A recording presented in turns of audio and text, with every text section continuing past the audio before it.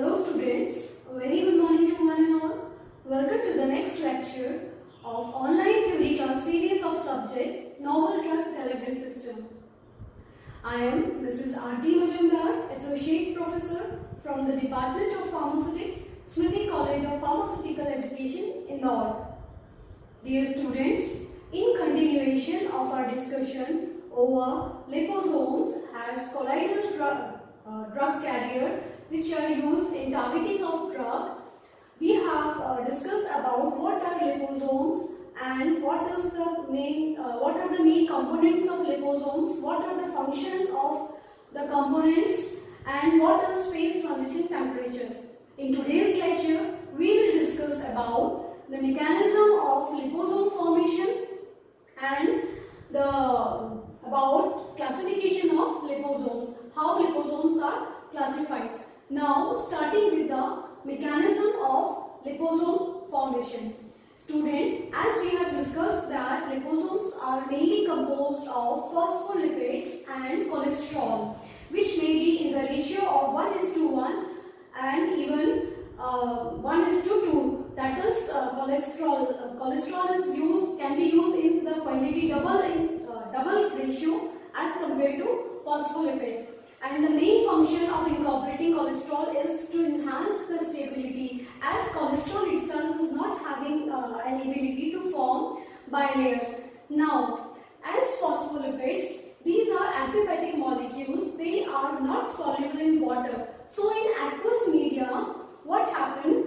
These phospholipid molecules, they align closely to form bilayer, planar bilayer or lipid cake in such a way that polar head of phospholipid, they align themselves so as to face aqueous media, and from both the side, and these hydrophobic tail, they align in the inward direction away from the aqueous media. So these bilayer sheets or lipid cake, when the edges of these bilayer sheets, they are exposed to the aqueous medium, they swell, eventually they swell and start curving, and thus forming a closed spherical vesicle, a completely sealed closed compartment in which the aqueous medium, it is a small aqueous compartment, it is enclosed in between. So this ability, this property of liposome formation, it is exploited in the incorporation of drug, so that the drug which is initially dissolved in the aqueous media, it will be enclosed. Some quantity of drug will be enclosed within the aqueous compartment. So these vesicles, this formation mechanism of liposome, it is different from when other amphiphilic molecules are used other than the phospholipids. For example, surfactant, when the molecules, amphiphilic molecules other than phospholipids, when they come in contact with aqueous media, they align themselves in micellar formation. Preferentially they form a micelle. The bilayer formation is not, it doesn't occur in case of other amphiphilic molecules, but in case of phospholipid, first planar bilayer sheets are formed, then after swelling and curving, closed spherical and completely sealed compartments are formed, which are called as liposome. So this is the mechanism of formation of liposomes. Now, how liposomes are classified? Student, liposomes can be classified on the basis of either what is the composition and application of liposomes, or they can also be classified on the basis of their structural parameter. Apart from these two classification systems, they are also classified on the basis of method of preparation, how they are formed, by which they are formulated.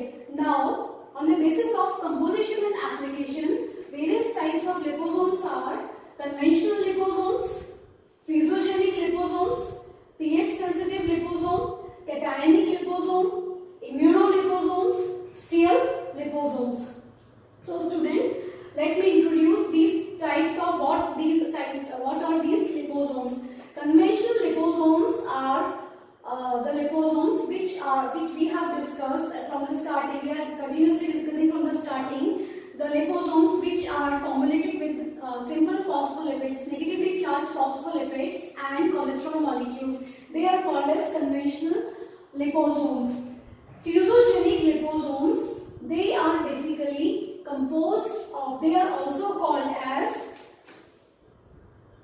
reconstituted Sendai virus envelopes. So these fusogenic liposomes, these are composed of ultraviolet inactivated Sendai viruses which are fused with the conventional liposomes. The difference of how these fusogenic liposomes are different from these conventional liposomes, because fusogenic liposomes, they are actually inactivated Sendai virus envelopes which are fused with the conventional liposomes. So this increases the ability of these types of liposome to fuse with the biological membrane, thus enhancing the drug contact and drug delivery. So this is an advantage with the use with the help of these fusogenic liposomes. Now, pH sensitive liposomes.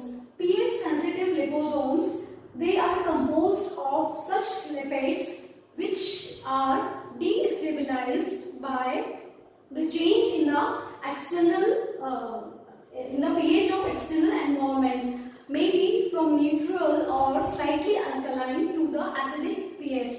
So in these pH sensitive liposomes, some lipids such as phosphatidyl ethanolamine and diallyl phosphatidyl these types of lipids, they are destabilized at acidic pH. So such liposomes, pH sensitive liposomes, they are composed of these types of lipids which on specific pH and acidic pH in the tumor cell they deliver drug, particularly in the tumor cells. Then next is cationic liposomes. Cationic liposomes, these are composed of lipids which have net positive residual charge on them. These, for example, stearoylamine, and there are many other lipids which have cationic positive charge. So these type of cationic liposomes have an advantage of increased electrostatic interaction with the biological membrane, because biological membrane is having negative charge on their surfaces. Then immunoliposome. Immunoliposomes, they are designed by coupling of antibodies or monoclonal antibodies onto the surfaces of conventional liposomes. Thus, they have an advantage of active targeting of these liposomes to the specific cell surfaces or to the tumor cells which have specific receptors which are specific to the antibodies. These tumor cells, if they are having receptors which are specific to the antibody, so active targeting of drug we can have the active targeting of drug. Then steal liposomes. These steal liposomes, they are also called as long circulating liposomes. These liposomes, they are having in their composition, apart from having phospholipids and cholesterol, they also contain 5 to 10% of a polymer polyethylene glycol. And these liposomes, they are so called long circulatory liposomes because they show decreased systemic clearance and decreased immunogenicity and also decreased toxicity. So these liposomes, they have an enhanced advantage of having longer T-half of drug, and better, they also show better solubility and stability of drugs which are incorporated in these types of liposomes. So dear student, this is the classification of liposome on the basis of composition and application of liposomes. Then on the basis of structural parameters, liposome can also be classified as multilaminar vesicle. See, when these bilayer sheets, they form liposome, closed spherical vesicles. So it depends upon the method of preparation, how they are prepared. So now, if they form, after forming, if the closed spherical vesicle, these multilamellar vesicles are formed like this. So particle size of these multilamellar vesicle, it is greater than 0.5 micron. Then oligolaminar vesicle. Oligolaminar vesicle is having layers more than one, but not as much as in case of which are observed in multilamellar vesicle. Then unilaminar vesicle. These unilaminar vesicle, they can be small unilaminar vesicle which are of size range between 20 to 100 nanometer. Then medium unilaminar vesicle, and then large unilaminar vesicle which are having size range of greater than 100 nanometer. Then giant unilaminar vesicle which are having particle size of greater than diameter of these liposome is greater than 1 micron. Then multivesicle in within a vesicle another vesicles, multilamellar vesicles are present. So this is a classification of liposome on the basis of structural parameters. On the basis of liposome method of preparation, liposome can also be classified as REV, that is liposomes prepared, vesicle prepared by reverse phase evaporation technique, and then multilaminar vesicle which are prepared by reverse phase evaporation technique. This REV, it signifies that unilaminar or oligolaminar vesicle prepared by reverse phase evaporation technique. Then stable plurilaminar vesicle, then freeze and thaw multilaminar vesicle, then vesicle prepared by extrusion technique, then vesicle prepared by dehydration, rehydration method. So this is about what is the mechanism